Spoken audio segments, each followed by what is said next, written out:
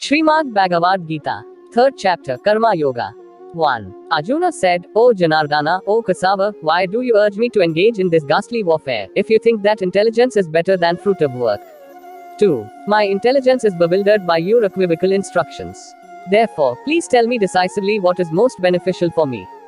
3. The Blessed Lord said, O sinless Arjuna, I have already explained that there are two classes of men who realize the self.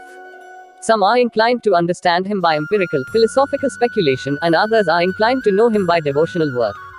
4. Not by merely abstaining from work can one achieve freedom from reaction, nor by renunciation alone can one attain perfection.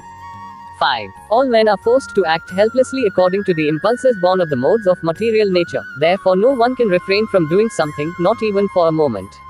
6. One who restrains the senses and organs of action, but whose mind dwells on sense objects, certainly deludes himself and is called a pretender.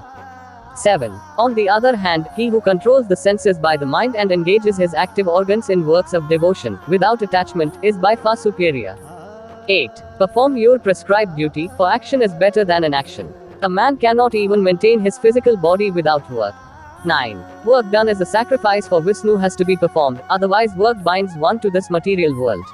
Therefore, O son of Kunti, perform your prescribed duties for his satisfaction, and in that way you will always remain unattached and free from bondage. 10. In the beginning of creation, the Lord of all creatures sent forth generations of men and demigods, along with sacrifices for Vishnu, and blessed them by saying, Be thou happy by this yajna sacrifice because its performance will bestow upon you all desirable things. 11. The demigods, being pleased by sacrifices, will also please you, thus nourishing one another, there will reign general prosperity for all. 12. In charge of the various necessities of life, the demigods, being satisfied by the performance of yajna sacrifice, supply all necessities to man. But he who enjoys these gifts, without offering them to the demigods in return, is certainly a thief.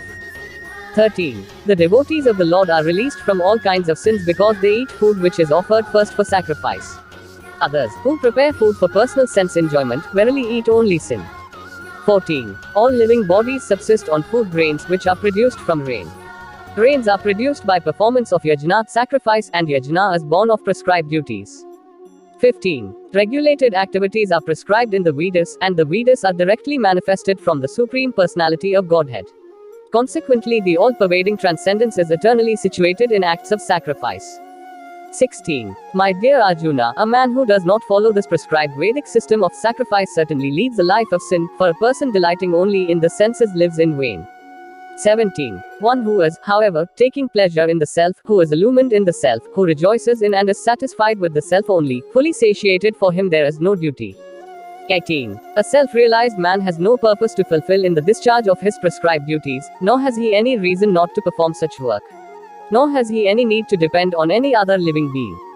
19. Therefore, without being attached to the fruits of activities, one should act as a matter of duty, for by working without attachment, one attains the supreme. 20. Even kings like Janaka and others attained the perfectional stage by performance of prescribed duties. Therefore, just for the sake of educating the people in general, you should perform your work. 21. Whatever action is performed by a great man, common men follow in his footsteps. And whatever standards he sets by exemplary acts, all the world pursues. 22. O son of Pratha, there is no work prescribed for me within all the three planetary systems.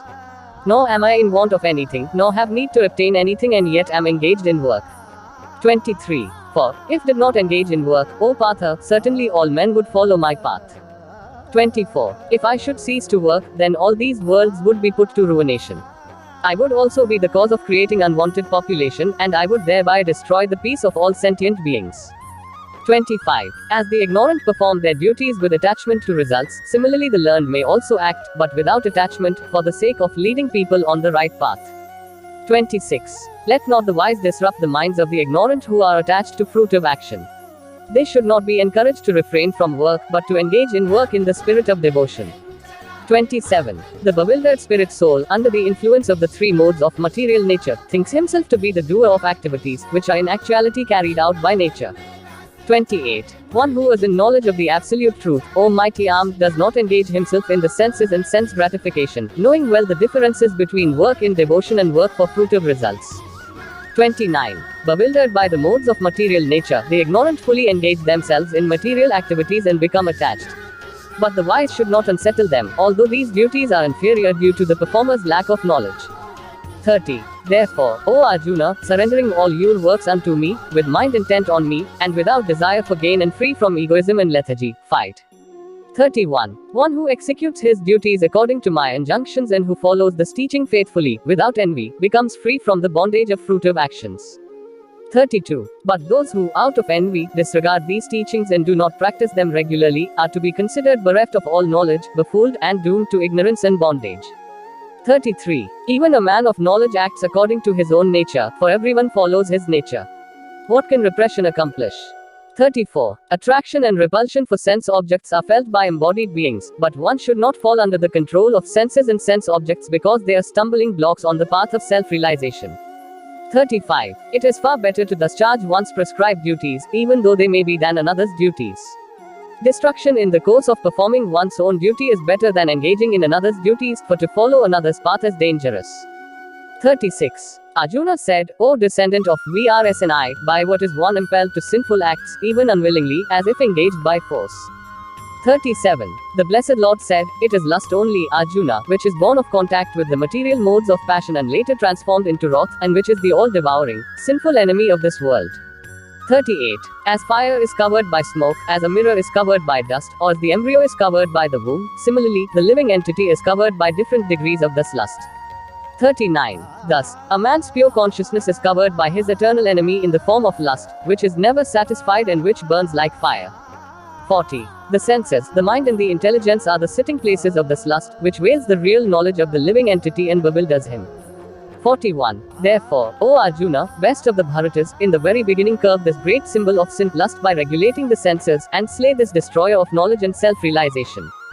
42. The working senses are superior to dull matter, mind is higher than the senses, intelligence is still higher than the mind, and the soul, is even higher than the intelligence.